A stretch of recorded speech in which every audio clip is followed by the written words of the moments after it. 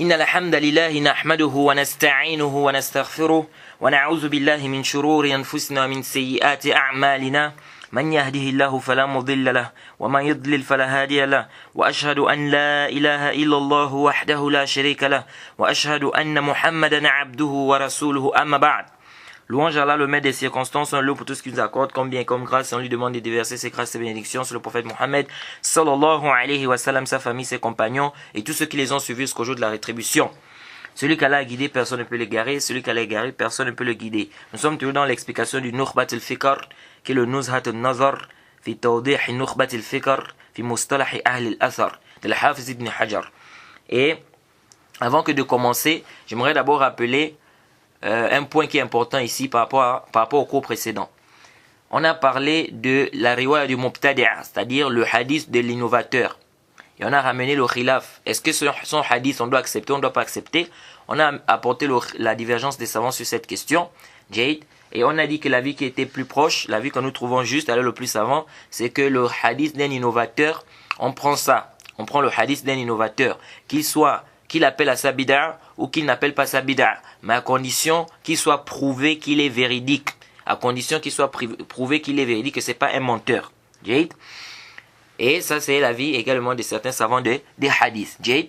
Maintenant, ici là, intabehu, il y a des gens qui prennent cette mas'ala pour venir faire quoi?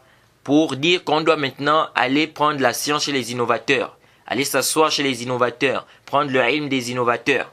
Nous disons que ici là, ce n'est pas comme les gens pensent. Jade, que ça c'est pas sahih.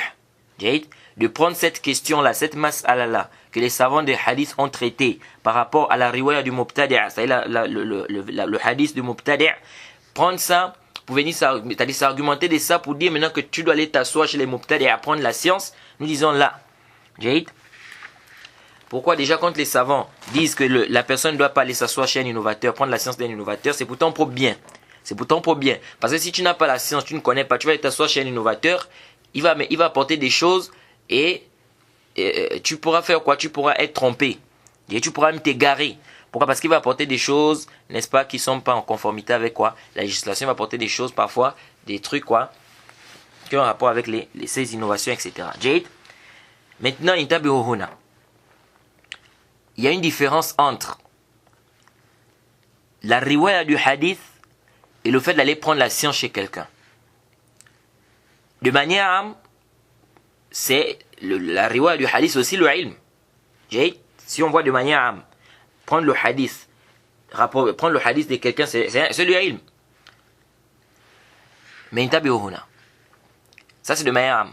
Mais quand on rentre en détail, il y a un farq. C'est quoi le farq? C'est que ici là, on a parlé ici du fait de prendre le hadith. C'est-à-dire, on a quelqu'un qui ne ment pas, qui est véridique. Mais qui est un innovateur. Il dit, tel a dit que tel a dit que tel a dit que le prophète a dit. On prend l'information là. Il est véridique, c'est pas un menteur. On prend l'information là.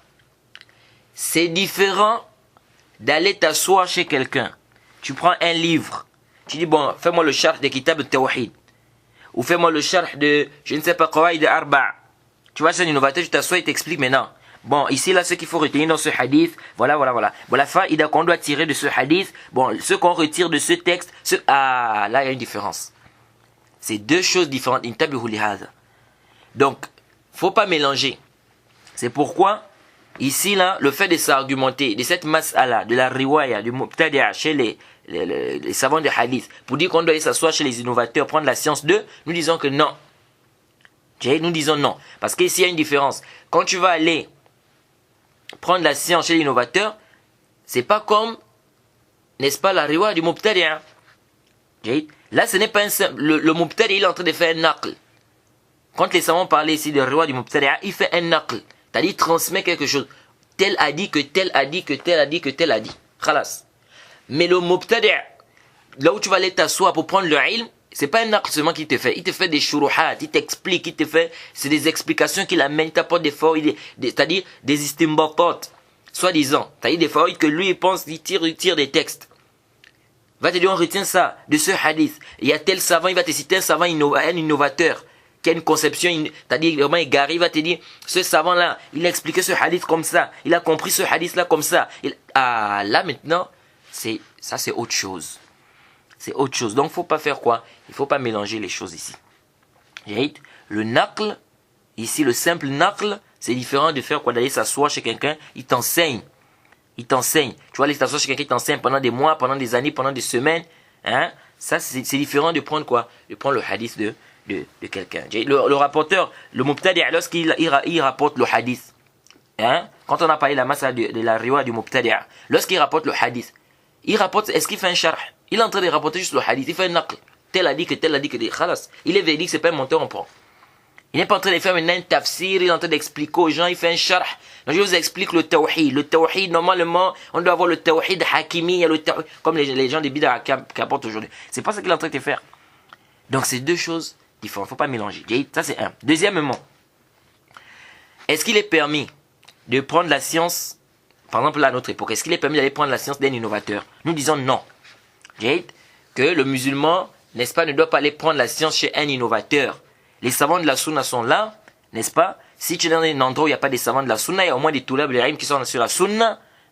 Donc pourquoi tu vas laisser ces toulab al-ilm qui sont sur la sunna pour aller prendre la science chez un innovateur? Est-ce que vous voyez? Donc ici, là, on dit non, on ne prend pas la science des innovateurs. Maintenant,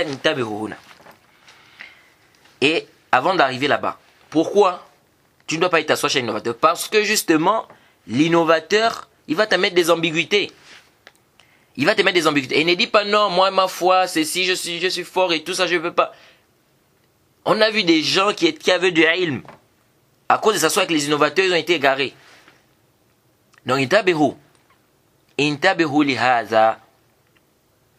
Et quant à ceux qui disent non, on va s'asseoir, on prend ce qui est haq et ce qui est batil, on ne prend pas. Mais tu vas savoir ce qui est haq, ce qui est batil, comment? Si tu es un ignorant, tu es jahil, comment tu vas savoir? C'est comme un qui m'avait dit une fois. Il m'avait dit non, je m'avais chez lui, je prends ce qu'il m'apporte. Maintenant, je ramène ça chez un savant de la sunna, mais je ramène ça chez quelqu'un de la sunna. Il va me montrer ce qui est bien et ce qui n'est pas bien. J'ai dit subhanallah. J'ai dit où est la faïda? J'ai dit mais donc, khalas, va seulement une bonne fois prendre la science chez lui. Va seulement une bonne fois prendre la science sur celui qui est dans la sunna, qui est sur la sunna là. Dès que tu prends l'information, tu vas prendre la science chez l'innovateur. Maintenant, tu prends ça, tu vas présenter ça à celui qui est dans la sunna pour qu'il te fasse un filtrage. Il va filtrer. Comment on peut dire filtrer?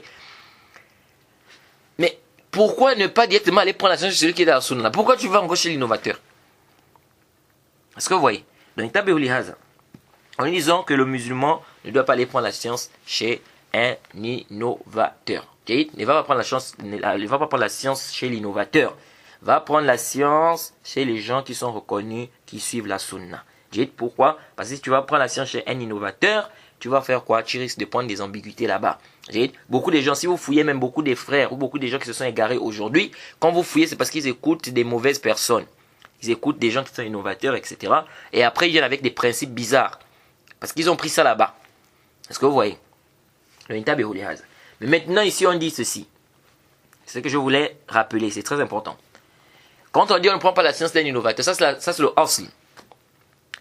Mais est-ce qu'il peut y avoir des halats, des exceptions, où quelqu'un peut prendre la science d'un innovateur? On dit oui.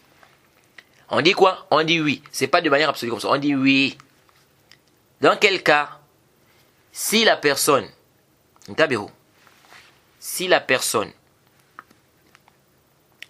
n'appelle pas son innovation, si la personne ne trouve personne, c'est-à-dire c'est une science que tu ne trouves personne, c'est-à-dire personne ne peut t'enseigner ça. Personne parmi les gens de la sunna ne peut t'enseigner ça. C'est-à-dire il n'y a aucune personne parmi les gens de la sunna qui a expliqué ça, ou tu ne trouves personne parmi les gens de la sunna chez qui tu peux prendre ça.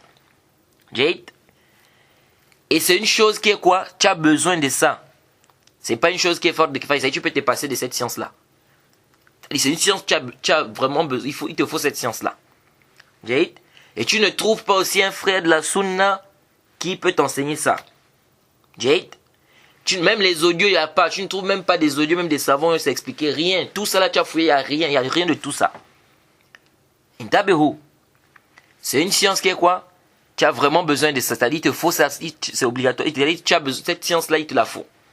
C'est pas quelque chose où on dit non, c'est-à-dire, tu peux te passer de cette science-là. Donc tu as vraiment besoin de ça. C'est-à-dire il faut vraiment cette science en fait. J'ai ça c'est un. Deux, tu ne trouves personne, tu habites parmi les gens de la sunna qui peuvent t'enseigner ça. Même les audios, il n'y a pas. Tu as fouillé, il n'y a pas même audio, il n'y a rien du tout.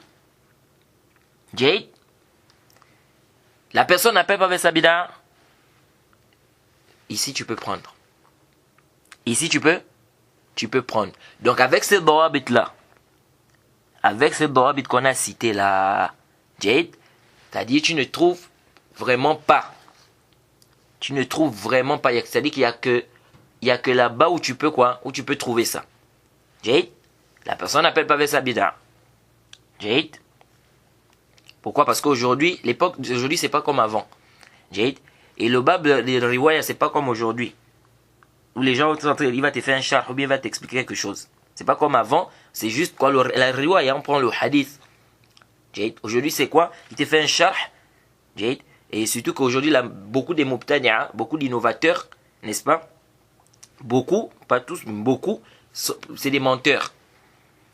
Jade. Donc, voilà les dawabit qu'il faut retenir par rapport à cela. Mais la base, c'est quoi? La base, c'est que tu ne prends pas. Et on voit des gens aujourd'hui, et pourtant il y a des audios même. Il dit non, mais il n'y a pas un frère qui peut m'enseigner ça, donc je m'avais. Mais les audios sont là. Il y a des audios que le livre était expliqué en audio.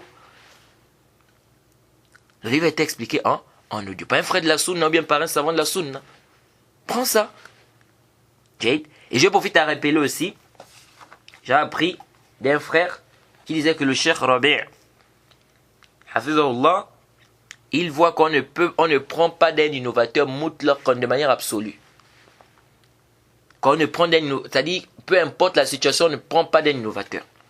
Et j'ai dit au frère que ça, c'était pas vrai. J'ai dit au frère que ça, c'était pas vrai. Et que le Cheikh Rabi', il a bien un tafsil par rapport à cette mas'ala. Et j'ai donné même au frère les références. Et d'ailleurs, je vais vous donner les références. C'est parce que j'ai pas envie d'être trop long ici. Parce que c'est pas le but ici. J'ai déjà rappelé ça juste parce qu'on a parlé de la riwa du mubtadi'a. Et parce que les gens aujourd'hui, hein, et surtout les gens, beaucoup d'innovateurs, ils s'appuient sur ça pour venir légiférer ou pour dire aux gens qu'on peut aller prendre la science comme ça chez les innovateurs. C'est pourquoi j'ai parlé de ça.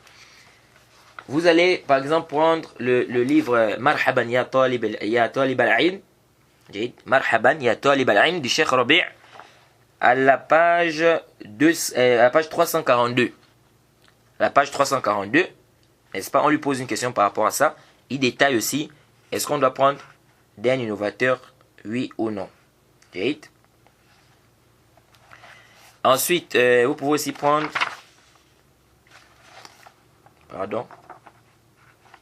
vous pouvez aussi prendre le même livre, Marhaban ya Talib al-Ilm. Vous pouvez aussi prendre la page 435.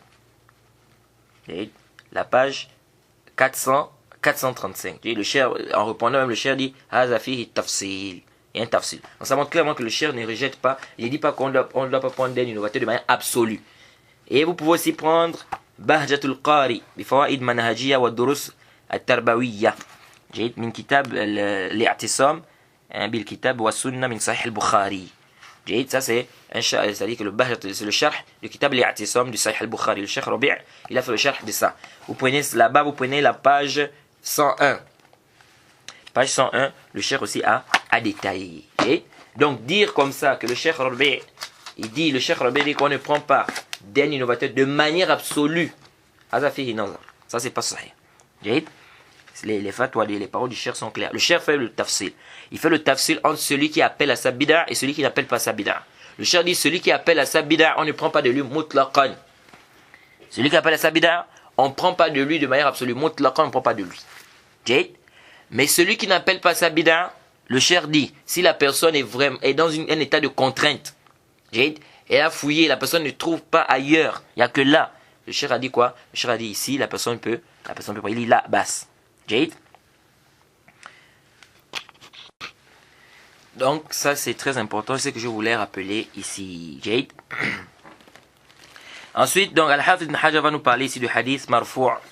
Le hadith marfou', le hadith élevé. C'est quoi le hadith élevé ou bien le hadith marfou'? C'est موضوع إلى النبي صلى الله عليه وسلم من قول الفعل أو صفة التقرير. C'est-à-dire, c'est ce qu'on rapporte du prophète Mohammed sallallahu alayhi wa sallam comme parole, acte ou approbation, ou bien description physique ou morale. Ça, on appelle ça, c'est marfou'. Donc, le marfou', c'est ce qu'on attribue au prophète. C'est-à-dire, on dit le prophète a dit, le prophète a fait, le prophète c'est-à-dire a approuvé telle ou telle chose. Ça, on dit que c'est quoi? C'est marfou'. Mais ici, le marfou' ne veut pas dire que c'est authentique. Ça peut être marfou' munqati'. Ça peut être marfou' et c'est quoi? Et c'est da'if. Ici, ce qui nous intéresse, c'est quoi? Quand on dit marfou', ce qui nous intéresse, c'est qu'on attribue ça. On dit que le prophète a dit. On dit quoi? On dit le prophète a dit. Ça, c'est le marfou'. Maintenant, ça peut être faible, ça peut ne pas être faible. Donc, il y a des gens, parfois, ils voient dans un livre, Rouya hadith al-hadith marfou'an. Donc, quand ils voient, on a rapporté ça marfou'an, ils pensent que ça veut dire que c'est authentique. Là, marfou' ne veut pas dire que c'est authentique. Il dit, وقد انقضى ما يتعلق بالمتن من حيث القبول والرد. جيد. Il dit وقد انقضى ما يتعلق بالمتن من حيث القبول والرد. Il dit, on a déjà parlé de ce qui est en rapport avec le matn, n'est-ce pas, concernant l'acceptation ou le rejet. Il dit ثم الإسناد وهو الطريق الموصل إلى المتن. Il dit ensuite le isnad, c'est quoi? C'est la voie qui nous mène au contenu du hadith, c'est-à-dire au récit, bien au matn, donc au contenu du hadith. جيد. On a déjà parlé de ça. Il dit والمتن ما غاية ما ينتهي هو غاية ما ينتهي إليه الإسناد من الكلام. جيد. Là il définit le matn. Le matn, c'est quoi? C'est où est la chaîne de transmission, c'est-à-dire ce qui vient après la chaîne de transmission. La parole qui vient après la chaîne de transmission, là on appelle ça le matn.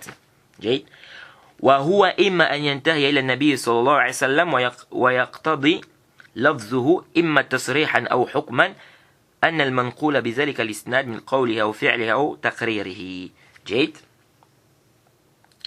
Ici il dit le soit ce qu'on rapporte là, soit ça va jusqu'au prophète, c'est sa parole, soit de manière claire ou de manière quoi, hukman, c'est-à-dire par la sentence, c'est-à-dire ça la sentence de la parole du prophète. Mais le prophète n'a pas, c'est-à-dire c'est pas clair que le prophète a eu à dire ça comme ça. Par exemple quoi, quand Ibn Omar dit par exemple uhilla lana, on nous a permis ceci. On nous a permis ceci. On nous a rendu licite ceci.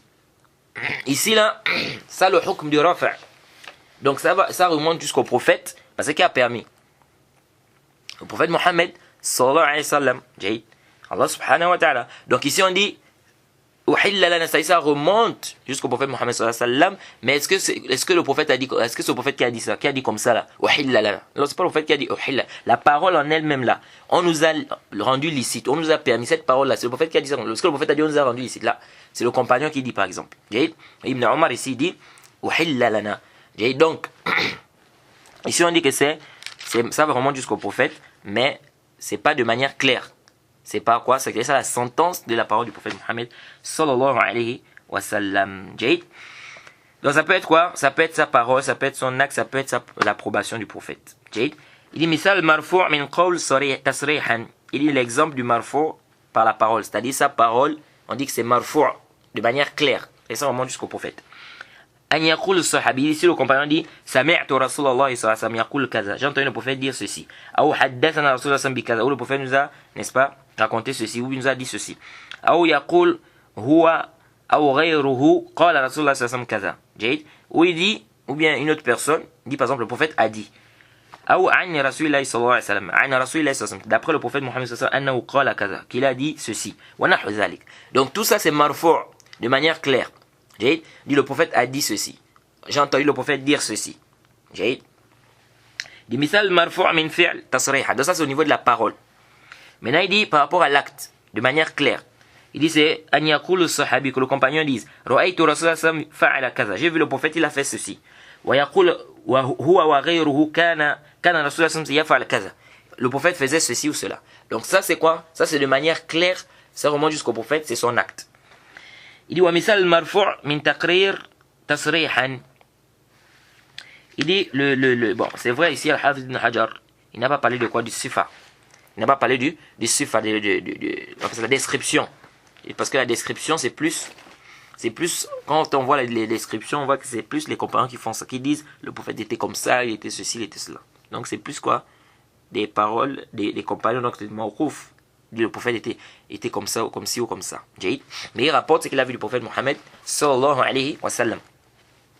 Ala kulli hal. Ici il dit wa mithal marfu' min taqrir tasrihan. Donc l'approbation du prophète de manière claire. Il dit an yaqul as-sahabi fa'altu bi hadrati nabi sallallahu alayhi wa sallam. J'ai fait en présence du prophète telle chose. Ou yaqul huwa wa ghayruhu, ou bien qu'il dise, ou bien quelqu'un d'autre. Pardon. Fa'ala fulan bi hadrati nabi sallallahu alayhi wa sallam. Quelqu'un a fait en présence du prophète ceci. Et il ne cite pas que le prophète a réprimandé cela. Il dit misal marfu' min qawl hukman la tasrihan. Donc le marfu' de sa parole. Donc sa parole, le marfu' c'est ce qu'on a attribué au prophète Mohammed sallallahu alayhi wa sallam comme parole, acte ou approbation. Donc ce qu'on attribue au prophète comme parole, hukman, c'est-à-dire c'est pas la parole du prophète de manière claire, mais ça la sentence, c'est-à-dire ça prend la sentence, ça prend le jugement de la parole du prophète. Comme quoi il dit an yaqulu as-sahabi allazi lam ya'khudh an isra'iliyat wala majala li ijtihad fi. Il dit le fait qu'un compagnon qui ne prenait pas des juifs ou des chrétiens, et c'est une chose où on ne peut pas faire l'ijtihad, il n'y a pas un effort de raisonnement dans ça. Wala lahu ta'alluq bi bayan al-lugha, bi bayan al-lughatin aw sharh gharib. Ça n'a pas de rapport aussi avec l'explication d'un mot en langue arabe ou bien de quelque chose de gharib. كالإخبار عن الأمور الماضية من بدء الخلق وأخبار الأنبياء أو الآتية كالملاحم والفتن وأحوال يوم القيامة وكذا الإخبار عمن يحصل بفعله ثواب مخصوص أو عقاب مخصوص. Comme quoi, si le compagnon par exemple nous donne des informations sur le début de la création, ou bien nous donne des informations sur les prophètes, ou sur les signes de la fin des temps, les fitan,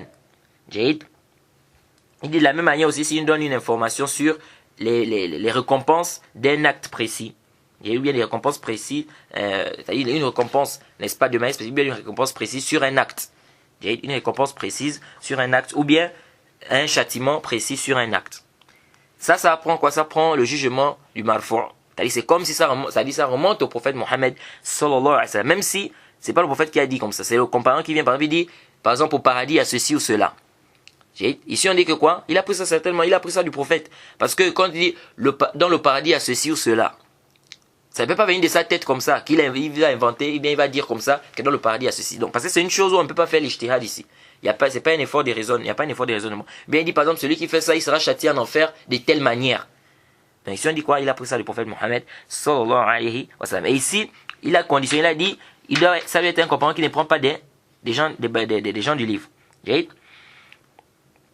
Comme c'était par exemple connu de Abdullah ibn Amr ibn As, on dit que c'était connu qui prenait les gens du livre. On parle de Ka'b al-Ahbar aussi, prenait les gens du livre. Bon, on rapporte aussi Ibn Abbas, on dit qu'il prenait les gens du livre. Bon, ça là, il y a un bath.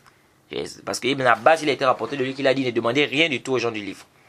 Ne demandez rien aux gens du livre. Et ensuite, le cheikh dit وَإِنَّمَا كَانَ لَهُ حُكْمُ الْمَرْفُوعِ لأن إخباره بذلك يقتضي مخبرا له وما لا مجال للاجتهاد فيه يقتضي موقفا لقائل به ولا موقف للصحابة إلا النبي صلى الله عليه وسلم.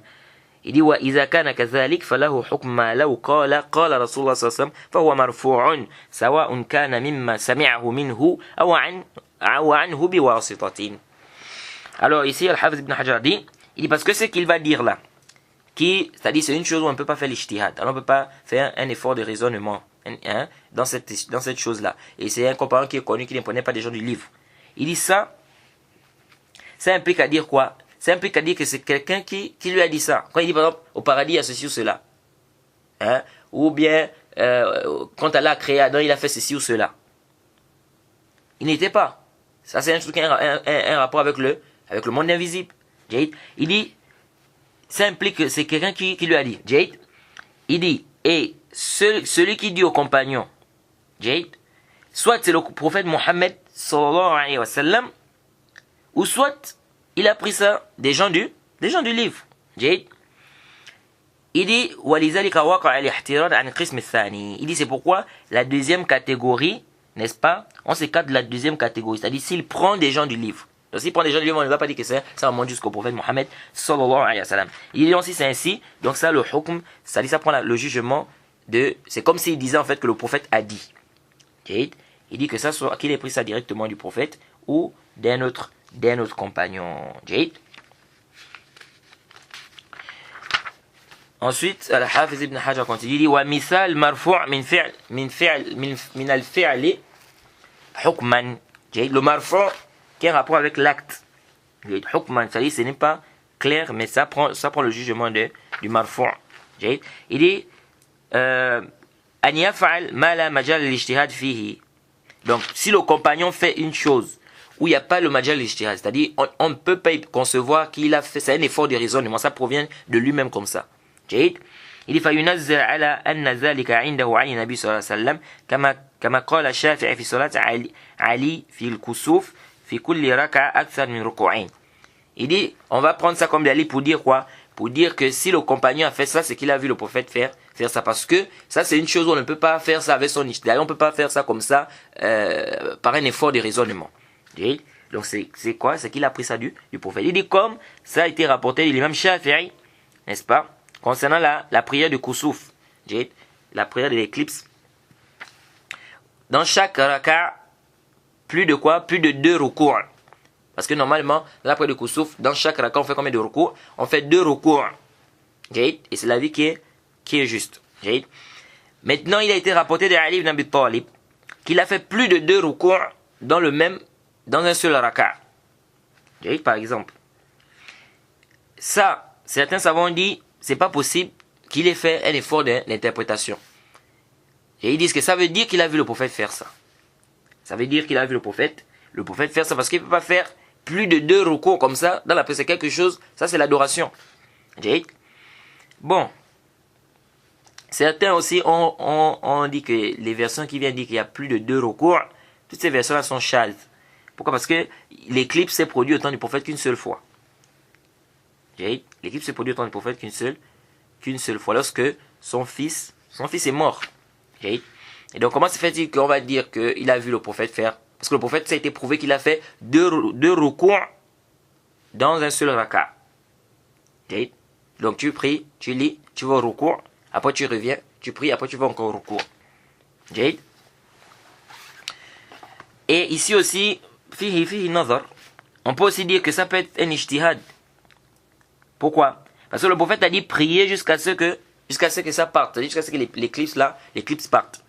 Donc peut-être, quand le prophète a dit de prier jusqu'à ce que l'éclipse parte, peut-être il a vu qu'il faut donc tirer dans la prière. Donc tant que l'éclipse n'est pas encore partie, on doit toujours prier. Et donc il a fait plus de deux recours. Ça c'est muhtamal, c'est pas, on ne fait pas le jazm de ça. Ces versions qui sont venues dire qu'il y a eu plus de deux recours, que le prophète a prié plus de 2 recours, ces versions-là ont des problèmes. C'est un long débat sur l'authenticité de ces versions-là. Maintenant, ce qui a été rapporté des compagnons, maintenant, est-ce que c'est un ijtihad de leur part? Est-ce que c'est pas un ijtihad? Ça là, c'est pas le débat ici. Ça, c'est dans le livre de fiqh. On traite ça avec tafsil. J'ai dit ici, wa misal al-marfu' min taqrir hukman. L'approbation du prophète. Qui prend le jugement de quoi? C'est-à-dire, c'est marfu', mais pas de manière claire. Mais ça, le jugement du marfu'. Il est an yukhbir as-sahabi annahum kanu yaf'aluna fi zaman nabi sallallahu alayhi wa sallam kaza. Il dit le fait que le compagnon dise qu'au temps du prophète il faisait telle chose. Fa innahu yakul lahu hukm raf' min jihati anna adh-dhahir ittila'uhu ala dhalika.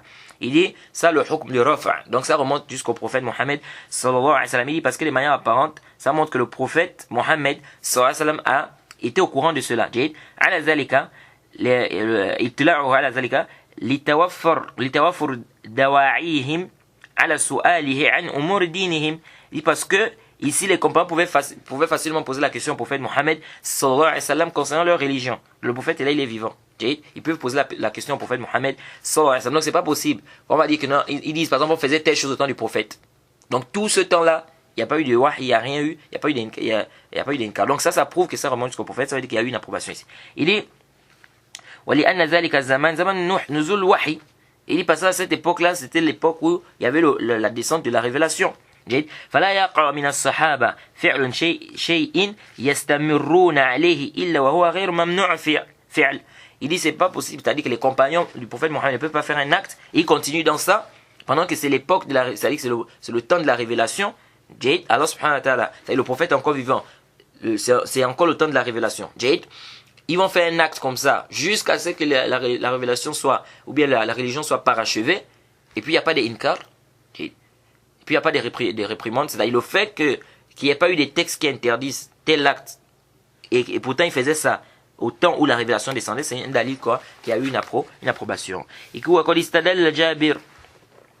استدل جابر وابو سعيد على جواز العزل بأنهم كانوا يفعلونه والقرآن ينزل ولو كان مما ينهى عنه لنهى عنه القرآن. Il y a Abu Saïd al-Khudri radiallahu anhu et Jabir ibn Abdullah radiallahu anhu, ils se sont argumentés de quoi, du fait quoi, du azl, que c'est permis de faire le azl. Pourquoi? Parce qu'ils faisaient ça au temps du prophète, pendant que le Coran, c'est-à-dire on révélait, il y avait encore la révélation. Et donc quoi, si c'était interdit, le Coran devait interdire cela. Bon, le azl, vous connaissez le azl? Le azl, c'est le fait que le serviteur, c'est-à-dire que la personne, par exemple, lorsque la personne veut éjaculer, la personne éjacule hors du sexe de sa femme. Ça, on appelle ça quoi? Le azl. On appelle ça le azl. Et il y a un débat. C'est vrai que beaucoup de savants beaucoup de savants déconseillent ça. Donc il y a des savants qui ont vu le jawaz de ça. Et il y a d'autres qui ont, comme Ibn Hazm, qui voient l'interdiction. Alors, c'est pas le débat ici là. Mais ici, le cheikh il a apporté ça c'est juste en guise d'exemple. Il dit ويلتحق بقوله حكما ما ورد بصيغة الكناية في موضع الصيغة الصريحة بالنسبة إليه كقول التابعي عن الصحابي يرفع الحديث أو يرويه أو ينميه أو رواية أو يبلغ به أو رواه. Ceci, c'est-à-dire ce qui est rapporté du tabi'i. Par exemple, si le tabi'i rapporte du compagnon, il dit yarfa'u al-hadith. Il est élevé le hadith. Il dit ça prend aussi quoi? Ça prend aussi, ça dit ça remonte aussi jusqu'au prophète. Donc si vous voyez dans un hadith, un tabi'i dit, d'après un compagnon, il dit yarfa'uhu ou yarfa'u al-hadith. Il dit comme ça, il a élevé le hadith. Ça montre quoi? Ça montre que ça remonte jusqu'au prophète Mohammed sallallahu alayhi wa sallam. Ou bien il dit yarwihi. Il dit que après avoir cité le compagnon, il dit yarwihi. Ça veut dire quoi? Ça remonte jusqu'au prophète. Ou il dit yanmihi. Ça remonte jusqu'au prophète. Ou il dit riwayatan. Ou bien il dit yablugh bihi. Ou il dit rawahu. Tout ça là, si vous voyez ça dans le hadith, n'est-ce pas, le compagnon, le tabi, il cite le compagnon, après il amène cette parole là, ici là, ça veut dire que ça remonte jusqu'au prophète Mohammed sallallahu alayhi wa sallam. Il dit وَقَدْ يَقْتَصِرُونَ عَلَى الْقَوْلِ مَا حَذْفِ الْقَائِلِ. ويريدون به النبي صلى الله عليه وسلم كقول ابن سيرين عن أبي هريرة قال صلى الله عليه وسلم تقاتلون قوما الحديث. Il dit, ils peuvent aussi se limiter à la parole et ils effacent l'auteur, c'est-à-dire celui qui a eu à dire cette parole-là. Et ils veulent par là le prophète Mohammed sallallahu alayhi wa sallam. Il dit comme la parole d'Ibn Sirin qui rapporte d'Abu Huraira lorsqu'il a dit vous allez combattre un peuple jusqu'à la fin du hadith. وفي كلام الخطيب أنه اصطلاح خاص بأهل البصرة. Il y a la parole de Khatib, donc le Khatib al-Baghdadi, il a dit que ça c'est la terminologie, cette terminologie là elle est spécifique aux gens de Basra. ومن صيغة المحتملة قول الصحابي من السنة كذا والأكثر على أن ذلك المرفوع. Parmi les termes aussi où il y a des hypothèses, il dit la parole du compagnon, c'est pas clair, mais c'est la parole du compagnon, lorsqu'il dit fait partie de la sunna, fait partie de la sunna telle chose. Il dit la majorité des savants disent que ça c'est marfou. Lorsqu'un compagnon dit fait partie de la sunna de faire ceci ou cela, ça remonte jusqu'au prophète Mohammed sallallahu alayhi wa sallam. Même si le prophète n'a pas dit, on n'a pas un hadith, le prophète a dit cela.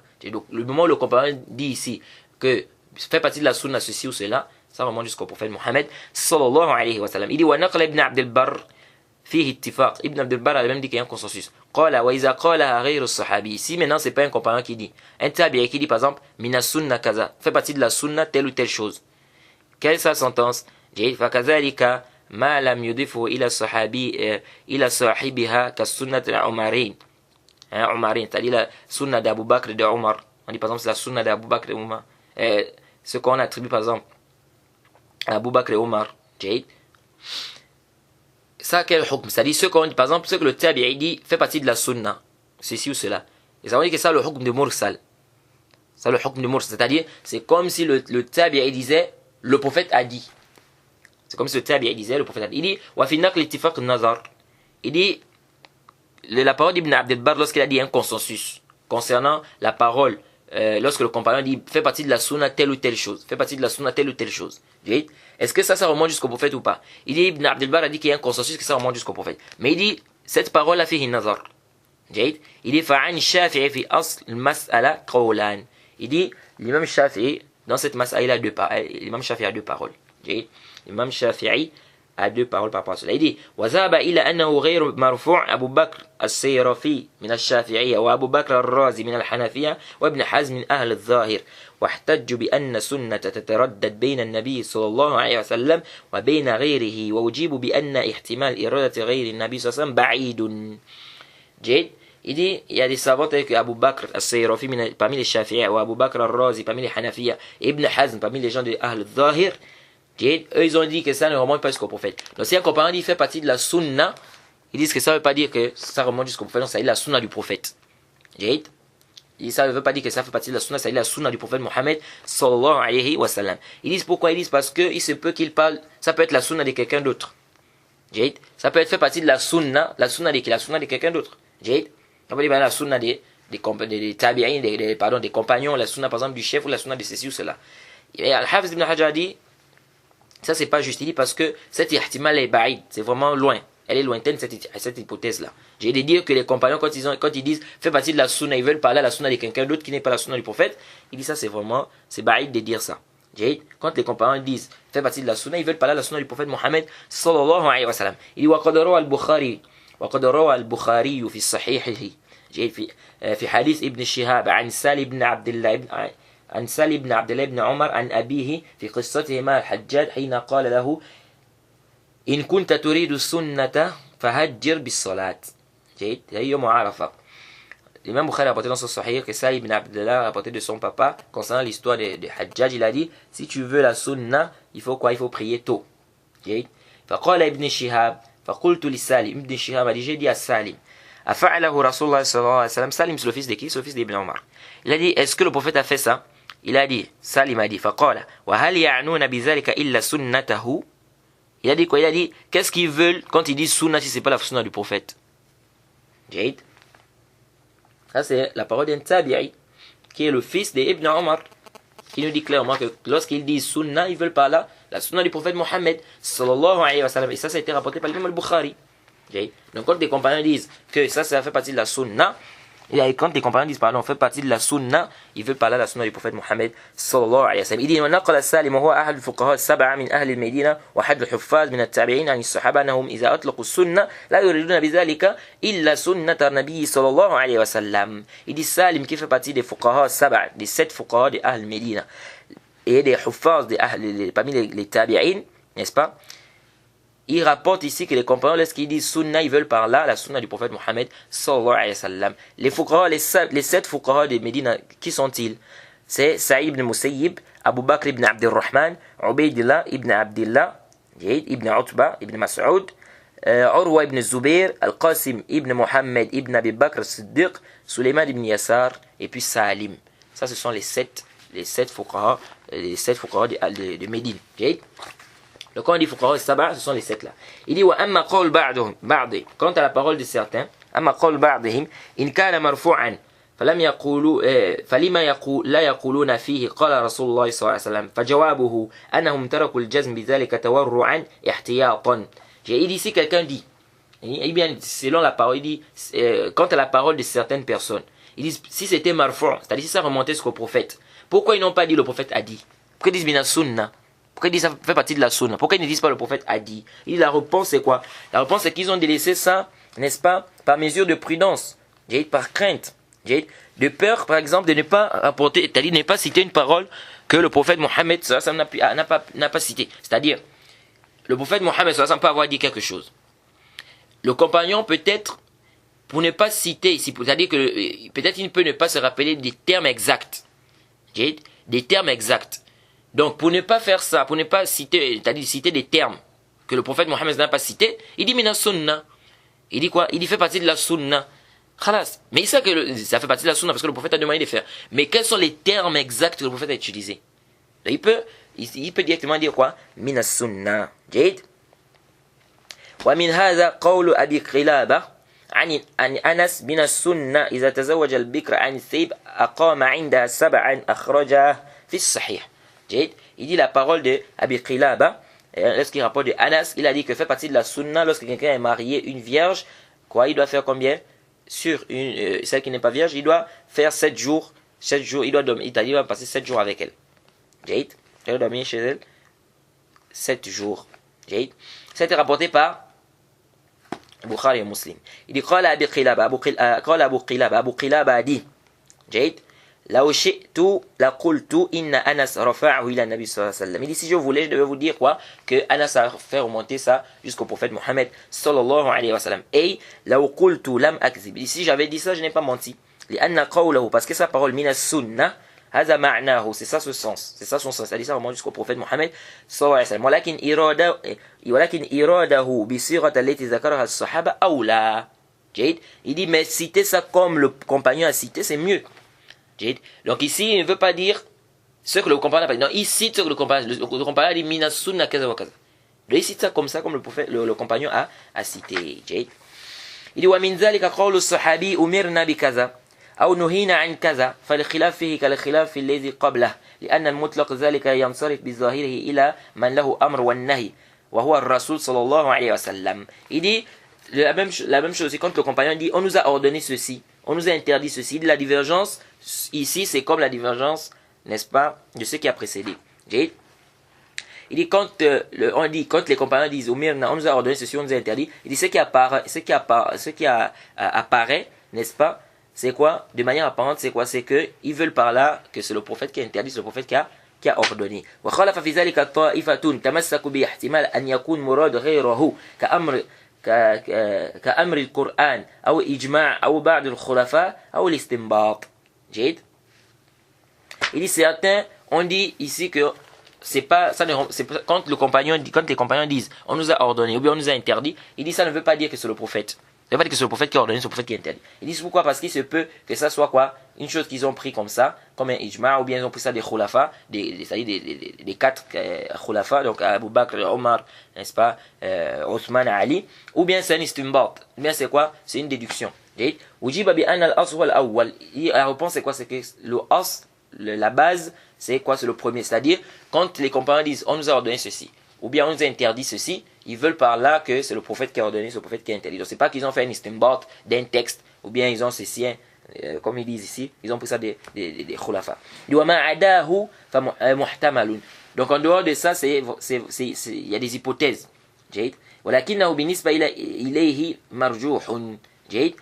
C'est-à-dire, Al-Hafiz ibn Hajar nous dit en fait que quand le compagnon dit on nous a ordonné, on nous a interdit, ce qui est voulu c'est le prophète. Quant aux autres là, c'est des hypothèses seulement. Donc on ne peut pas prendre ça. وأيضا فمن كان في طاعة رئيس إذا قال أمرت لا يفهم عنه أن أنا آمره إلا رئيس. إلا رئيسه pardon. Ils disent quand quelqu'un par exemple qui est sous l'obéissance d'un président ou d'un chef, et il dit umirtu, on nous a ordonné. Il dit on ne peut comprendre de là. On peut comprendre autre chose ici que quoi? La seule chose qu'on peut comprendre ici, c'est que qui a ordonné ici? C'est le chef.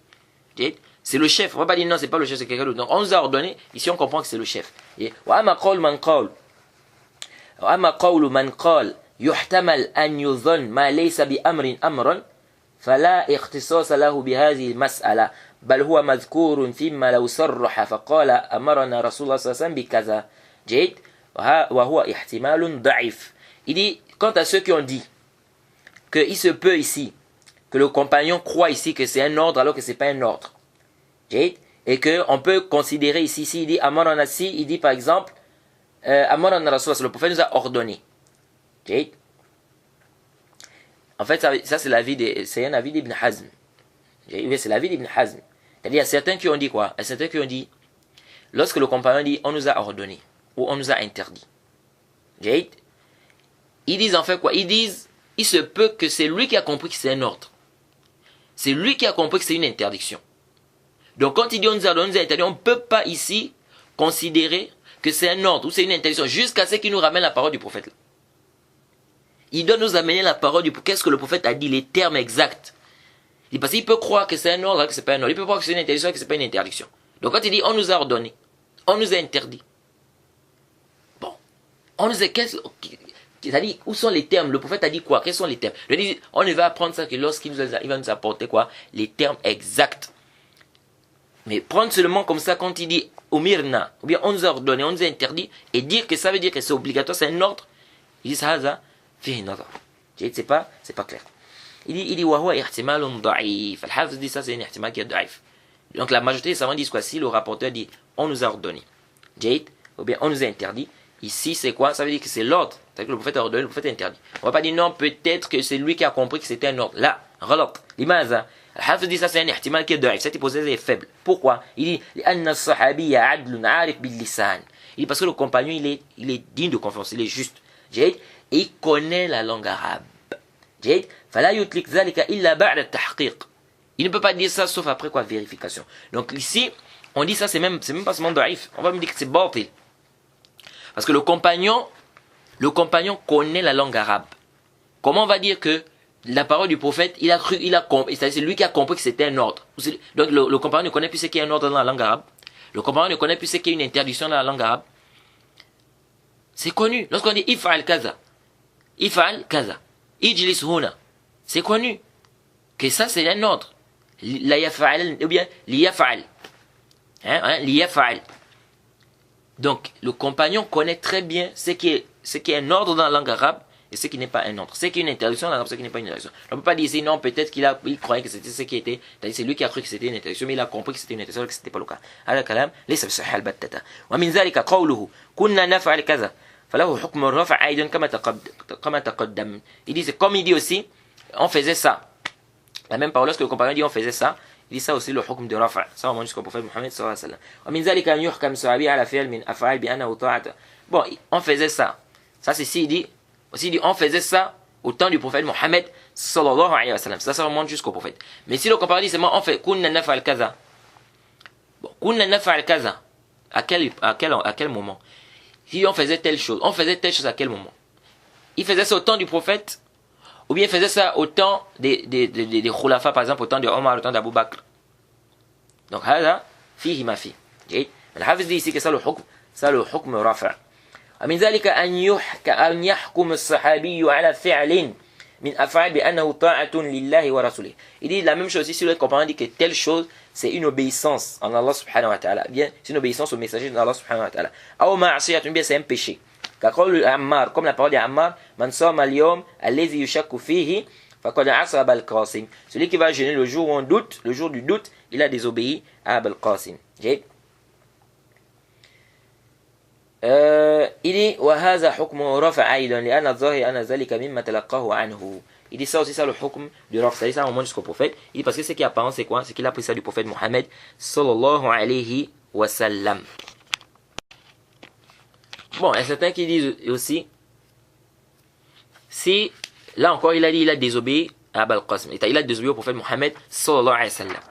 Mais s'il dit seulement, telle chose est une obéissance, mais telle chose est une désobéissance, est-ce que ça a la même sentence que comme s'il disait, il a désobéi au prophète? Ça c'est quoi ça? C'est un bahth. Il dit أو ينتهي غاية الإسناد إلى الصحابي كذلك أي مثل ما تقدم في كون اللفظ يقتضي التصريح بأن المنقول هو من قول الصحابي أو من فعله أو من تقريره أو يجي ولا يجي فيه جميع ما تقدم بل معظمه. C'est-à-dire là maintenant c'est le cas du compagnon. C'est-à-dire le compagnon, par exemple un tabi'i par exemple. Il va par exemple dire on a fait quelque chose en présence de ce compagnon-là. Est-ce que tout ce qu'on a cité là, comme marfou, hukman, marfou, sarihan, ou tasrihan, est-ce que c'est les mêmes choses ici par rapport au compagnon? Il dit, c'est pas C'est pas tout en fait. Mais il dit la majorité. Il a la majorité. Par exemple, on va prendre un exemple. Si par exemple, le tabi'i dit par exemple, on a fait telle chose en présence de Omar. Est-ce que de là, on va dire que c'est un taqrir, c'est-à-dire que c'est une approbation de Omar? Ça peut ne pas être une approbation. Ou bien on a fait quelque chose en présence de tel compagnon, Ibn Omar. Ou bien en présence d'Abu Huraira, ou bien en présence de Ali, par exemple, Ibn Abi Talib. Est-ce que si on va dire que le compagnon a prouvé cet acte-là parce qu'il n'a pas fait le inkar? Certains savants disent qu'il y a yahtamil. Le compagnon peut ne pas se prononcer pour une raison. Pour une raison. Peut-être qu'il n'a pas le dalil sur la mas'ala, donc il ne se prononce pas. Peut-être qu'il laisse le inkar à celui qui est peut-être mieux que lui. Celui qui a plus de science que lui. Ben, ils disent que ça là yahtamil. Mais cette hypothèse-là, on ne la trouve pas chez le prophète. On ne peut pas dire que le prophète Mohammed sallallahu alayhi wa sallam, quelqu'un fait quelque chose qui est munkar devant le prophète ne fait rien jusqu'à ce que il n'y a pas d'interdiction, il n'y a rien, il n'y a aucun verset, aucun hadith qui vient interdire, il n'y a rien du tout, jusqu'à ce que la révélation termine. La religion est parachevée comme ça. Cette ihtimal, elle est ba'id. Elle est ba'id. Donc c'est pourquoi le Hafiz ibn Hajar a dit, tout ce qu'on a cité là, si c'est par rapport aux compagnons, t'as eu le tabi'i, n'est-ce pas, qui dit par exemple, comme on vient un peu de citer là, qu'on a fait telle chose en présence de tels compagnons, est-ce que ça va prendre le même hukm? Est-ce qu'on va dire ici que c'est un takrir? Il dit c'est de manière, c'est-à-dire que c'est pas dans tous les aspects. Il dit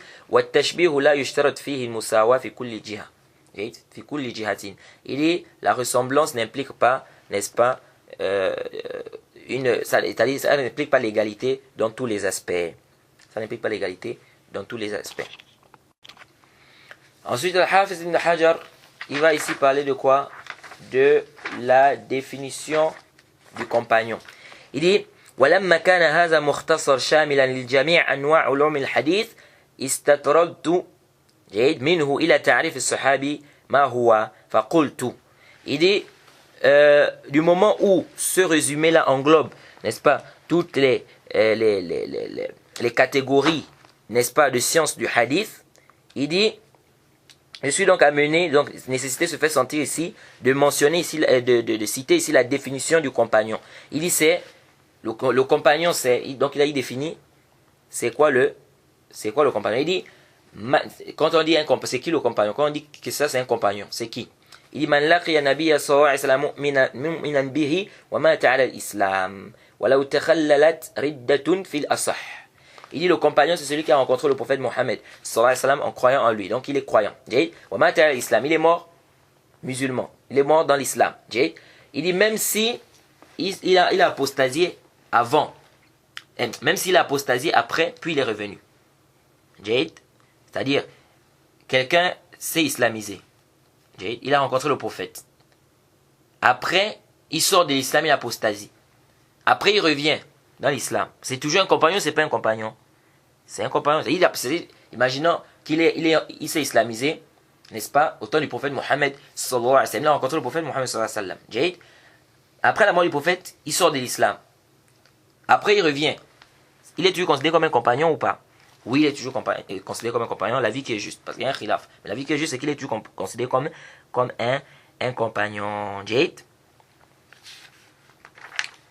Il dit والمراد باللقاء ما هو أعم من المجالسة والمماشاة ووصول أحدهما إلى الآخر وإن لم يكالمه ويدخل فيه رؤية أحدهما الآخر سواء كان ذلك بنفسه أو بغيره.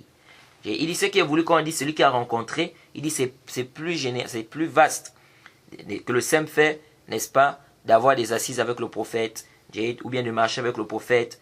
C'est-à-dire même si, Al-Hafiz ibn Hajar veut dire quoi? Il veut dire, quand on dit celui qui a rencontré le prophète, c'est pas nécessaire qu'il ait eu des assises avec le prophète, qu'il a marché avec le prophète. C'est-à-dire même si l'un n'a pas parlé à l'autre.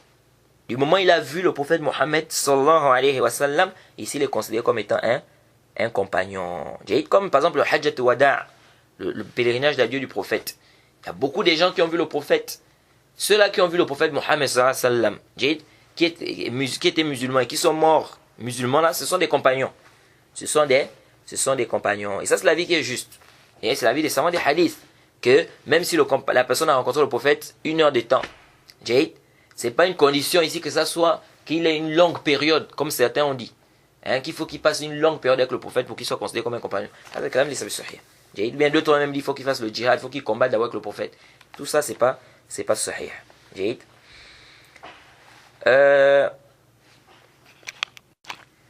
Celui qui a rencontré le prophète et le prophète est mort. C'est-à-dire, il arrive, il trouve que le prophète est mort. Et il voit le prophète. C'est un compagnon ou c'est pas un compagnon? Ce qui est juste, c'est que c'est pas un compagnon. Parce qu'il faut qu'il voit le prophète de son vivant. Il faut qu'il voit le prophète de son vivant. Il dit وَالتَّعْبِيرْ بِاللُّقِي أَوْلَى مِنْ قَوْلِ بَعْضِهِمْ الصَّحَابِيُّ مَنْ رَأَى النَّبِيَّ صلى الله عليه وسلم لأنه يخرج حينئذ ابن أم مكتوم ونحو من العميان وهم الصحابة بلا التردد واللقي في هذا التعريف كالجنس. Alors Hafiz ici parle d'une mas'ala. Il dit dire ici que le compagnon c'est celui qui a rencontré le prophète Mohammed sallallahu alayhi wa sallam. Il dit c'est mieux que de dire, il a dit c'est mieux, aoula. Il n'a pas dit que ce que les autres ont dit là c'est quoi? C'est carrément batil, c'est pas juste, etc. Il a dit c'est mieux. Il dit dire que celui qui a rencontré le prophète c'est mieux que de dire celui qui a vu le prophète Mohammed sallallahu alayhi wa sallam. Parce que vous allez entendre ça. On entend certains savants qui disent le compagnon c'est celui qui a vu le prophète Mohammed sallallahu alayhi wa sallam, n'est-ce pas, qui est étant musulman, croyant en lui, et il est mort musulman. Il est mort dans l'islam. Il y a d'autres qui disent celui qui a rencontré. Il dit dire celui qui a rencontré c'est mieux que de dire celui qui a vu. Il dit pourquoi? Parce que pourquoi on ne fasse pas sortir Ibn Omi Maktoum, muazzin du prophète, qui est aveugle. Pourquoi on ne fasse pas sortir ceux qui sont aveugles? Parce que ceux qui sont aveugles n'ont pas vu le prophète. Et pourtant c'est des compagnons. Ibn Omi Maktoum, le muazzin du prophète, c'est un compagnon du prophète. Mais il n'a pas vu le prophète parce qu'il est aveugle. Donc ils disent, quand on dit le compagnon c'est celui qui a vu le prophète, mais celui qui est aveugle, et pourtant c'est un compagnon, mais il n'a pas vu le prophète. Donc ils disent c'est mieux de dire celui qui a rencontré, parce que la rencontre c'est plus général. La rencontre est plus générale, même si la personne n'a pas vu avec ses yeux, mais ici on parle de quoi? De rencontre. Donc il dit c'est mieux de dire quoi? La rencontre, et non de dire celui qui a vu. Bon, ça là, les savants qui ont dit le compagnon c'est celui qui a vu, ils ont donné cette définition par rapport au ra'alib. Par rapport à quoi? Parce qu'il y a combien de compagnons qui étaient aveugles? Par rapport à quoi? C'est-à-dire si on compte les compagnons qui étaient aveugles et ceux qui n'étaient pas aveugles, qui sont ceux qui sont nombreux? Donc ici c'était rare. C'est-à-dire que le asl c'est quoi? C'est-à-dire c'est pas ceux-là qui étaient aveugles. C'est-à-dire ceux qui étaient aveugles, on peut dire que c'est quoi? C'est une minorité. Par rapport à ceux qui n'étaient pas aveugles. Donc ici on va donner la définition par rapport au ra'alib. Et est-ce qu'il y a un dalil qui nous dit que celui qui a vu le prophète Mohammed sallallahu alayhi wa sallam, qui a cru en lui, eh bien celui qui a vu, est-ce qu'il y a un dalil qui prouve que celui qui a vu le prophète Mohammed sallallahu alayhi wa sallam est un compagnon? Oui, on a un dalil. On a un dalil. Donc c'est pourquoi ceux qui viennent dire non, il faut qu'il ait fait un combat avec le djihad avec le prophète, c'est-à-dire il faut qu'il ait fait le djihad avec le prophète, il faut qu'il ait passé un long temps, tout ça là, c'est venu dans le Musnad l'imam Ahmed. Le asl du hadith dans le Sahih Muslim. Ça besoin de l'imam Ahmed. Hadith d'Abu Huraira. Que le prophète Mohammed sallallahu alayhi wa sallam a dit Wadidtu anni ra'aytu ikhwanana. Qalu ya Rasulallah. Qalu ya Rasulallah. Alasna bi ikhwanik. فقال بلى أنتم. قال النبي صلى الله عليه وسلم لا أنتم أصحابي. جيد. قال النبي صلى الله عليه وسلم عفوا. فقال النبي صلى الله عليه وسلم أنتم أصحابي. وإخواننا الذين آمنوا بي ولم يروني. جيد. ولم يروني. C'est-à-dire, le prophète a dit, j'aurais souhaité voir nos frères. J'ai dit, il est passé au un cimetière, il a dit, j'aurais souhaité voir nos frères. Et les compagnons disent, mais oh, mais salut d'Allah, nous ne sommes pas tes frères. Le prophète a dit, vous êtes mes compagnons. C'est-à-dire, nos frères, ce sont ceux qui vont venir qui ont cru en moi, donc ils vont venir après, qui ont cru en moi et qui ne m'ont pas vu. Et qui ne m'ont pas vu. Donc ça veut dire quoi? Ça veut dire que ceux qui ont cru en lui et qui l'ont vu sont ses compagnons. Parce qu'il a dit quoi? Il a dit, vous êtes mes compagnons. Mes frères, ce sont ceux qui vont venir après, qui ont cru en moi, mais qui ne m'ont pas vu. Donc ça veut dire quoi? Parce qu'ils ont demandé, nous ne sommes pas tes frères au messager d'Allah. Il a dit, vous êtes mes compagnons. Mes frères sont ceux qui vont venir après, qui ont cru en moi et qui ne m'ont pas vu. Donc ça veut dire quoi? Ça veut dire que celui qui a cru au prophète, qui a vu le prophète, il est compagnon. Il est compagnon. Donc ça c'est clair. Donc ici on dit quoi? On dit, on dit que c'est mieux de dire quoi? De dire celui qui a rencontré le prophète Mohammed, parce qu'ils disent que dire celui qui a vu, on risque de faire sortir les compagnons qui étaient aveugles. Mais là il y a le zam. Pourquoi? Parce que c'est pas nécessaire, parce que les savants ils ont dit ça par rapport au Ghalib.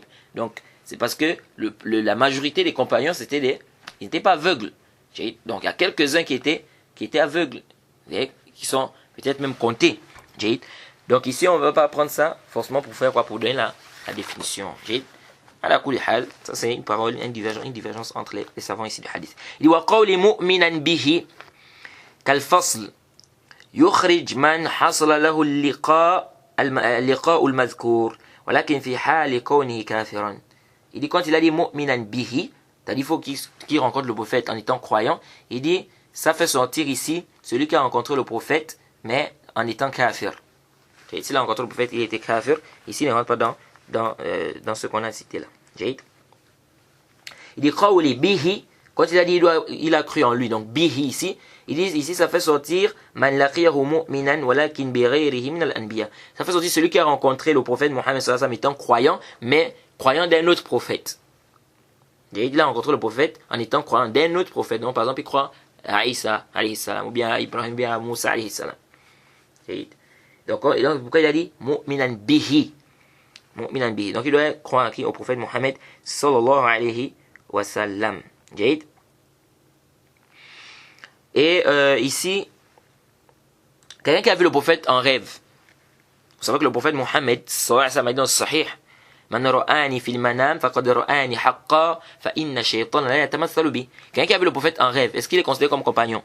Non, il n'est pas considéré comme compagnon. Sinon, il y aura toujours à notre époque là des compagnons. Parce qu'à notre époque, quelqu'un peut voir le prophète Mohammed sallallahu alayhi wa sallam en rêve. Donc, celui qui voit le prophète en rêve, ici n'est pas compagnon. Ici, on dit voir le prophète ici de son vivant. En étant quoi? C'est-à-dire, c'est pas un rêve. Ça doit pas être un rêve. Waraqa ibn Nawfal aussi, il y a une divergence des savants. Waraqa ibn Nawfal, est-ce c'est un compagnon ou c'est pas un compagnon? Vous connaissez le Waraqa ibn Nawfal? Est-ce que c'est un compagnon ou c'est pas un compagnon? C'est une divergence, mais la vie que nous trouvons juste, c'est que c'est un compagnon. C'est un compagnon. Ça va même dire que c'est la première personne qui a cru au prophète Mohammed sallallahu alayhi wa sallam. Lorsque le prophète a eu la révélation, que Khadija l'a mené chez Waraqa ibn Nawfal, et il a dit que ce que tu as eu là, c'est quoi? C'est l'ange qui était descendu chez Moussa, c'est lui qui est venu vers toi et que ton peuple va te chasser. Donc il a cru. Donc ils ont dit quoi? Que c'est un compagnon. Et le Cheikh Albani a authentifié un hadith même où le prophète dit même qu'il est au paradis. Waraqa ibn Nawfal. Ensuite, Al-Hafidh ibn Hajar dit ici, lakin, hal yukhrij man laqiyahu mu'minan bi annahu sayub'ath wa lam yudrik al-ba'tha wa fihi an-nazar. Al-Hafidh dit, est-ce que ici là va rentrer à l'intérieur? C'est-à-dire quelqu'un qui croyait qu'il y a un prophète qui va arriver. Donc lui, il croit qu'il y a un prophète qui va arriver. Il va croire en lui. Mais il ne connaît pas c'est qui. Il rencontre le prophète Mohammed sallallahu alayhi wa sallam. Mais il ne sait pas que c'est le prophète. C'est-à-dire, il a rencontré le prophète par exemple. Avant, par exemple, le prophète n'avait pas encore eu la révélation. Mais tout en ayant la croyance que qu'il y a un prophète qui va arriver, il va croire en lui. Il rencontre le prophète Mohammed sallallahu alayhi wa sallam. Mais il ne sait pas que c'est lui qui sera le prophète Mohammed sallallahu alayhi wa sallam. C'est-à-dire, c'est lui qui sera le prophète. Est-ce que lui, il rentre dans les compagnons? C'est-à-dire, il a rencontré le prophète, tout en sachant qu'il y a un prophète qui va arriver. Mais il ne sait pas que c'est le prophète, c'est-à-dire que c'est lui qui sera le prophète Mohammed sallallahu alayhi wa sallam. C'est-à-dire que c'est lui le prophète Mohammed sallallahu alayhi wa sallam. C'est-à-dire que c'est lui qui va recevoir la révélation. Après, il meurt avant que le prophète ne reçoive la révélation. Est-ce qu'il est considéré comme compagnon? Hafiz dit fihi nazar. C'est-à-dire que ça nécessite une réflexion. Cette question. Il dit waqawli, donc c'est comme si Al-Hafiz ne fait pas le jazm, c'est-à-dire il n'affirme pas ici que c'est un, et comme s'il ne penche pas, n'est-ce pas, que c'est quoi, que celui-là on va l'appeler compagnon. Okay? Waqawli, il dit ma parole lorsque j'ai dit wa mata ala al-islam, il dit fasl thalith yukhrij man irtadda ba'da an laqiyahu mu'minan wa mata ala ridda ka Ubaydillah ibn Jahsh, ou ibn Khatal. Il dit quand il a dit il est mort dans l'islam, il dit ça fait sortir celui qui a apostasié après avoir rencontré le prophète Mohammed sallallahu alayhi wa sallam en étant croyant, et il meurt, n'est-ce pas, dans l'apostasie, donc il meurt mécréant. Il dit comme Ubaydillah ibn Jahsh et ibn Khatal. Il dit wa qawli wa law takhallalat riddatun ay bayna لقيه له مؤمنا به وبين موته على الإسلام فإن اسم الصحبة باق له سواء رجع إلى الإسلام في حياته أو بعده سواء لقيه ثانيا أم لا. Il dit lorsqu'il a dit même si il a apostasé puis il est revenu, il dit c'est-à-dire celui qui a rencontré le prophète Mohammed sallallahu alayhi wa sallam, c'est-à-dire entre la rencontre qu'il a avec le prophète en étant croyant et sa mort dans l'islam, c'est-à-dire qu'il a rencontré le prophète. Après, il est sorti de l'islam. Après, il revient encore dans l'islam. Et il meurt dans l'islam. Il dit, celui-là, il a toujours le ism de Sohba. C'est un compagnon. Il dit qu'il soit revenu au temps du prophète dans l'islam ou après la mort du prophète Mohammed sallallahu alayhi wa sallam. Qu'il ait rencontré une deuxième fois ou pas. Donc, c'est-à-dire que s'il s'est islamisé, après il est sorti de l'islam. Al-Hafiz dit, s'il revient dans l'islam, que ce soit au temps du prophète ou bien après la mort du prophète, et qu'il meurt dans l'islam, il est quoi? C'est toujours un compagnon. Ou bien il dit qu'il rencontre le prophète une deuxième fois ou pas, c'est toujours un compagnon.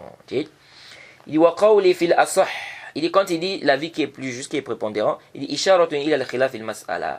Il dit c'est pour faire allusion, c'est-à-dire je fais allusion ici à quoi? Qu'il y a une divergence sur la question. C'est-à-dire, celui-là qui a apostasié, après, il revient dans l'islam, il a vu le prophète, il a rencontré le prophète, il était croyant. Après, il apostasie. Après, il revient. C'est toujours un compagnon au païen khilaf. Pourquoi il dit que la vie qui est juste? Donc, la vie qui est juste, c'est que c'est toujours un compagnon. Il dit, وَيَدُلُّ عَلَى رُجْحَانِ الْأَوَّلِ قِصَّةُ أَشْعَثِ بْنِ قَيْسٍ فَإِنَّهُ كَانَ مِمَّنِ ارْتَدَّ وَأُتِيَ بِهِ إِلَى أَبِي بَكْرٍ الصِّدِّيقِ أَسِيرًا فَعَادَ إِلَى الْإِسْلَامِ فَقَبِلَ مِنْهُ وَزَوَّجَهُ أُخْتَهُ وَلَمْ يَتَخَلَّفْ أحد عن ذكره في الصحابة ولا عن تخريج أحاديثه في المسانيد وغيرها. Il dit ce qui prouve ce qu'on a dit, c'est-à-dire ce qui prouve que la vie qui est juste, c'est toujours un compagnon. Il dit l'histoire de Ash'ath ibn Qais. Il dit il fait partie des gens qui ont apostasié, puis on l'a amené chez Omar, chez Abu Bakr Siddiq, en tant que prisonnier. Il dit puis il est revenu dans l'islam. Il dit Abu Bakr a accepté son islamisation. Et il dit il a même marié sa sœur. Et il dit aucune personne n'a hésité de le citer parmi les compagnons, ni de rapporter ses hadiths dans les Masanid. Il dit Tanbihan. Tanbihan, c'est-à-dire on a deux tanbih. Attention ici, deux choses qu'il faut faire attention. Il dit La khafa'a bi rujhan rutbati man lazamahu wa qatala ma'ahu أو قتل تحت رايته على من لم يلازمه أو لم يحضر معه مشهدا وعلى من كلمه يسيرا أو ماشاه قليلا أو رآه على البعد أو في حال الطفولية وإن كان شرف الصحبة حاصلا للجميع. Il dit ici que c'est pas ici ignoré que quoi? Que celui qui a par exemple qui a duré avec le prophète, qui a combattu avec le prophète, ou qui a été tué, n'est-ce pas,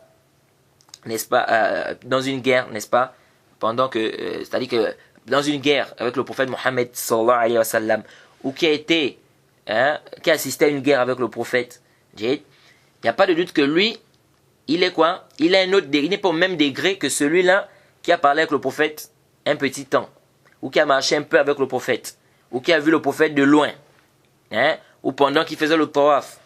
Il dit, il n'y a pas de doute que quoi? Que l'autre, le premier cas, c'est ceux-là, par exemple, celui qui a combattu avec le prophète, etc., qui était beaucoup avec le prophète, il n'y a pas de doute que lui, il est quoi? Il est à un degré, c'est-à-dire un degré élevé, plus élevé que celui-là. Il dit bien que tous sont des compagnons. وَمَنْ لَيْسَ لَهُ مِنْهُمْ سَمَاعًا مِنْهُ فحديثه مرسل من حيث الرواية وهم مع ذلك معدودون في الصحابة لما نالوه من شرف الرؤيا. Quant à ceux qui n'ont pas entendu du prophète, ils ont vu le prophète, mais ils n'ont pas entendu du prophète Mohammed sallallahu alayhi wa sallam. Jade, il dit ceux-là, leur hadith est mursal par rapport au riwaya, mais ils sont considérés pas, ils rentrent dans les compagnons. Comme on a dit par exemple, un enfant, il a vu le prophète, mais il n'a pas entendu du prophète. Jade, lui là, il est quoi? Il est compagnon. Pourquoi? Parce qu'il a vu le prophète Mohammed sallallahu alayhi wa sallam. Donc, il dit parce qu'il a vu. Donc à cause de ça, il est considéré parmi les compagnons. Mais ça, riwaya, s'il rapporte le hadith, c'est mursal. Parce qu'il n'a rien entendu du prophète Mohammed sallallahu alayhi wa sallam. Ça veut dire qu'il a entendu forcément de quelqu'un d'autre. Il dit wasanihima. Deuxièmement, yu'raf kawnuhu sahabiyan. Comment on va savoir que quelqu'un c'est un compagnon? Il dit on sait que quelqu'un est un compagnon bit tawatur. Donc ça doit être quoi? Quelque chose de notoire, c'est-à-dire que c'est connu, n'est-ce pas? Ce compagnon là, par exemple, il rapporte plein de hadiths, n'est-ce pas, du prophète, où il dit sami'tu, j'ai entendu le prophète, j'ai vu, et c'est vraiment répandu que quoi, celui-là c'est un compagnon. Ou l'istifada aussi, ils disent quoi? C'est-à-dire c'est connu, n'est-ce pas, chez les savants, n'est-ce pas, que celui-là c'est quoi? C'est un compagnon. Comme Malik ibn Huwayrith, c'est connu quoi? Que c'est un compagnon. C'est ça, c'est répandu. Wa shuhra. Bon, la shuhra, certains disent que c'est un peu plus bas que l'istifada. C'est-à-dire que c'est connu en fait. Tout ça, ça rentre presque dans le même cadre. C'est-à-dire que c'est connu, n'est-ce pas? Ça, c'est répandu que celui-là, c'est un compagnon. Aw bi ikhbar ba'd as-sahaba. Donc tout ça de manière générale, même s'il y a une petite différence de tawatur, l'istifada, shuhra, mais de manière générale, ça va toujours dans le ça, tout ça rentre dans le, ça dit ça va dans le même sens. Il dit aw ikhbar ba'd as-sahaba. Ou bien certains compagnons par exemple affirment que tel est un compagnon par exemple, ils affirment cela. Aw ba'd as-thiqat at-tabi'in, ou certains tabi'in par exemple, certains tabi'in, ceux qui sont dignes de confiance affirment par exemple qu'il a par exemple on dit sahiba, hada sahiba nabiy sallallahu alayhi wa sallam. أو إخباره عن نفسه بأنه صحابي إذا كانت دعواه ذلك تدخل تحت إمكان. Il dit, ou bien lui-même il dit qu'il est compagnon. Il dit je suis un compagnon. Il dit si c'est qu'il prétend, et c'est possible. C'est possible parce que quelqu'un va pas venir par exemple après 200 ans, il vient dire qu'il est compagnon. Pourquoi? Parce que le prophète dans le Sahih Muslim a dit quoi? Que il n'y a pas une personne qui va rester sur la terre, n'est-ce pas, dans les 100 ans à venir. C'est-à-dire à cette époque, à ce moment, le moment où le prophète avait parlé là. À cette époque, à ce moment-là, le prophète a dit les 100 ans qui vont venir là, tous ceux qui sont sur la terre ne seront plus vivants. À ce moment-là, j'ai dit bien à ce moment.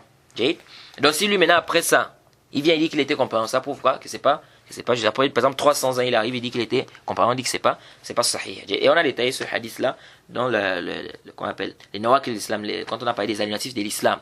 Je crois lorsque on a parlé, si je ne m'abuse, l'annulatif 9 ou l'annulatif 10. Lorsqu'on parlait de comment on appelle Khadir, est-ce que Khadir est toujours vivant ou pas? On a détaillé ça là-bas. Il dit وقد استشكل هذا الأخير جماعة من حيث إن دعواه ذلك نظير دعوى من قال أنا عدل ويحتاج إلى التأمل. Il dit il y a certains qui ont vu qu'il y avait un ishkal, un problème ici. Ils ont dit quand on dit non, s'il dit qu'il est compagnon, on prend ça comme dalil pour dire que c'est un compagnon. Il dit ça, c'est comme s'il disait je suis adl. Je suis quoi? Je suis intègre, je suis digne de confiance.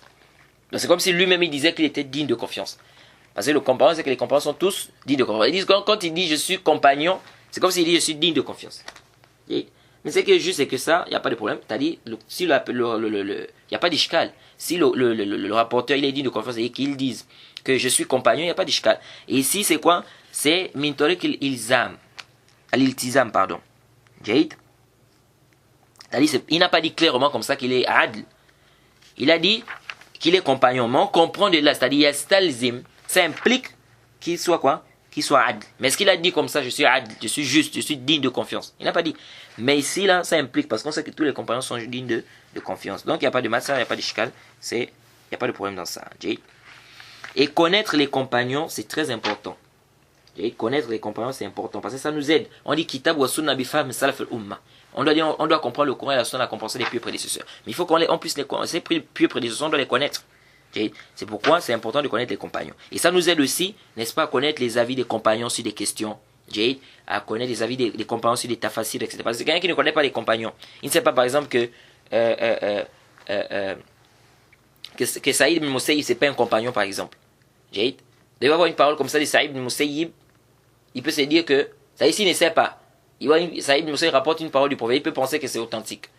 Directement comme ça. Parce qu'il se dit que ça, s'il rapporte du prophète, c'est que c'est un compagnon. Alors que Saïd ibn Musayyib, c'est pas un compagnon. Donc il faut connaître les compagnons, c'est très important. Et là où on trouve les paroles des compagnons, c'est dans les Musannaf d'Abdurrazzaq, Musannaf d'Ibn Abi Shayba, dans les Kutub de Tafasir, Sunan al-Bayhaqi, on trouve les paroles des compagnons du prophète Mohammed sallallahu alayhi wa sallam. Leur acte aussi.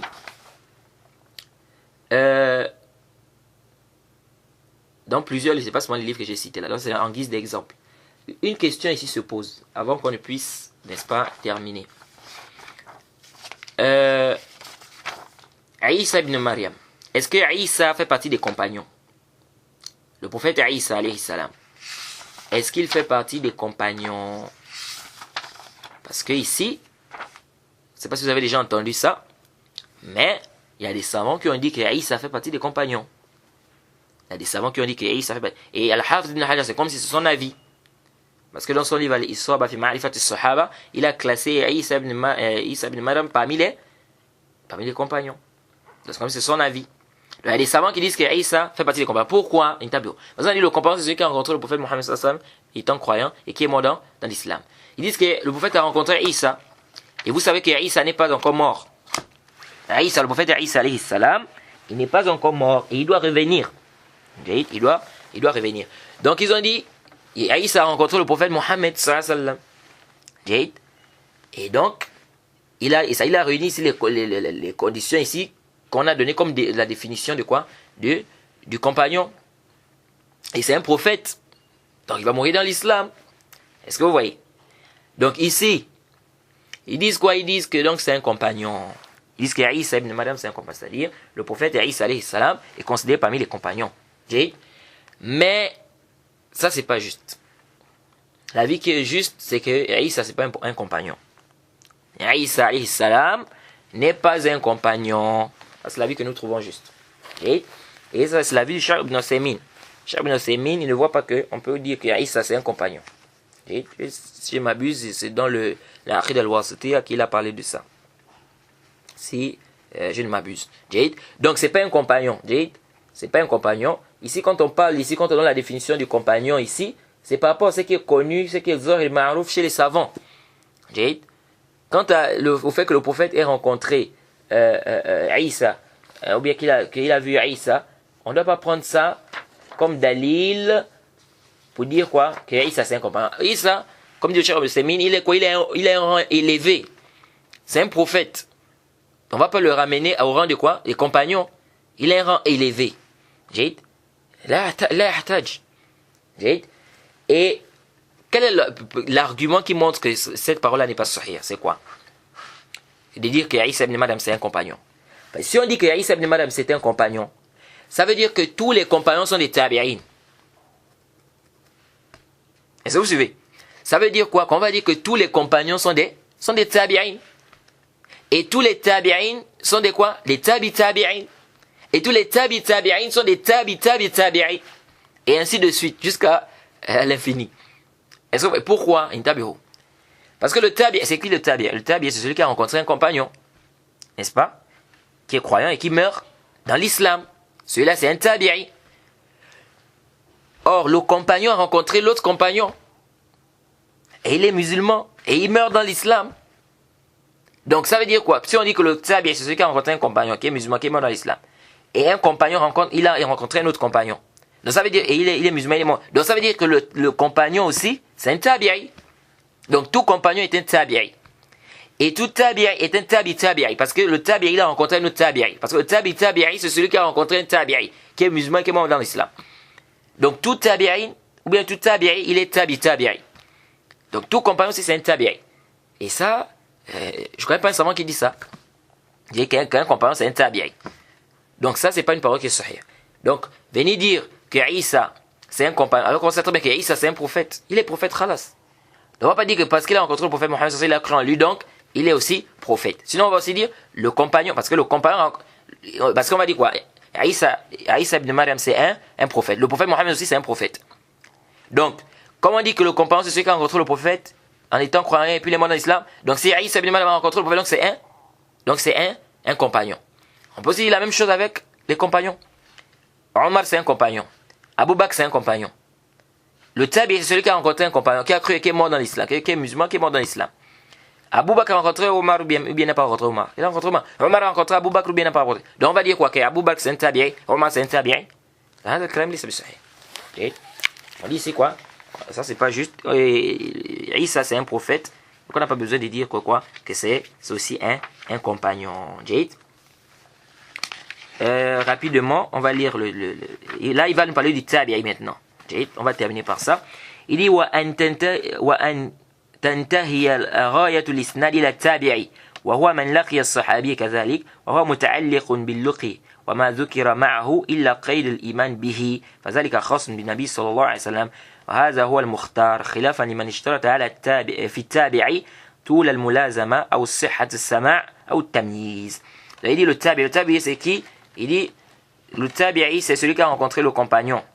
Et il dit, ici c'est en rapport avec la rencontre. Et tout ce qui a été cité comme shurut. Parce que dans ce qu'on a cité, on a dit, il a rencontré le prophète. En étant croyant, et il est mort dans l'islam. Donc ce sont les mêmes shurut qui sont ici. Donc il a rencontré le prophète en étant croyant. En croyant, il doit croire au prophète Mohammed sallallahu alayhi wa sallam. Et il est mort dans l'islam. Il dit c'est la même chose ici là pour le tabi. C'est-à-dire quoi? C'est la même chose, ça veut dire quoi? C'est-à-dire c'est celui qui a rencontré le compagnon. Il est mort dans l'islam. Et en étant croyant, mais en étant croyant ici, il croit en qui? Au prophète Mohammed. C'est pourquoi il dit ici, il a qayd al-iman bihi. Donc la restriction, quand on a dit, il doit être mu'min bihi.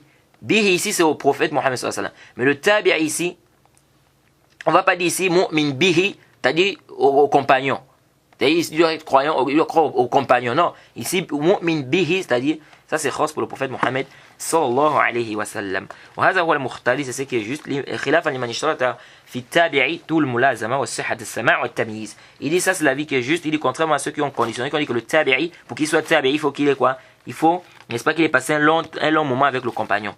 Ou bien qu'il ait entendu du compagnon, ou bien qu'il ait quoi? Eu l'âge du discernement. Il dit ça c'est pas juste. Donc la vie qui est juste, c'est quoi? Un tabi'i qui a rencontré un compagnon, même s'il n'a pas passé un long moment avec ce compagnon-là, n'est-ce pas? Il rentre, n'est-ce pas, dans c'est un tabi'i comme on a défini, comme on a cité ici. On va s'arrêter ici. Demain, qu'Allah nous facilite. Le prochain cours, c'est sur les mukhadram. Subhanaka Allahumma bihamdik. Ashhadu an la ilaha illa anta astaghfiruka wa atubu ilayk.